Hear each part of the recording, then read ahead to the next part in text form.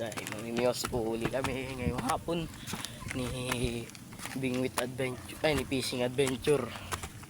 At kahapon po ng hapon ay hindi kami nakapangarpa at talapia at napakaulan. Ito po siya. Wala po magbibideo. Tayo po may dalang kanyuto at mayroon po ito laman na hook at tsaka may babo, may masa. Ayan po. Ngayon na naman po ang ating DIY na palantaw. Siya na kayo't medyo malikot. Ayun po siya nagsiset up na din. Yan po.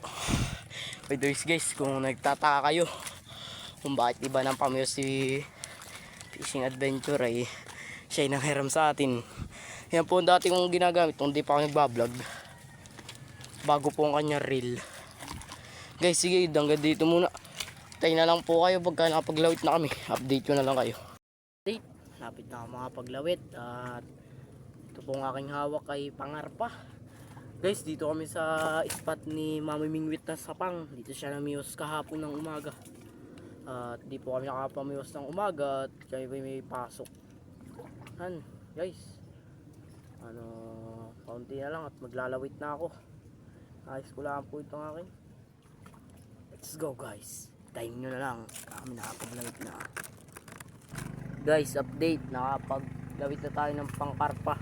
Talapia na lang po ang ating pantalapia. Gamit po natin ng isang araw ng hapon kami namiyo sa tangos.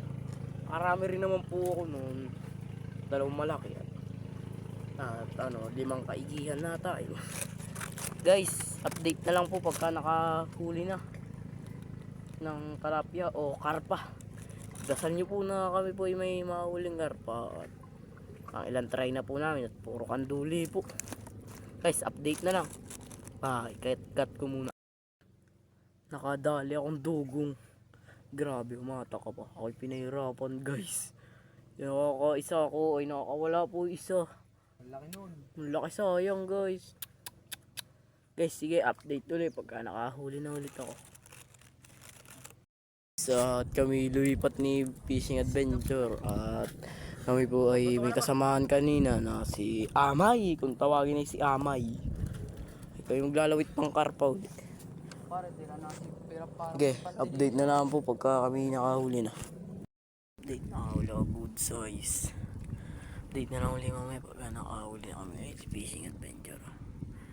May papa niya. Good size. Kaunti ang aming huli at hapon na kami nakauwi. Guys, bumili po ako ng floater kay Amay.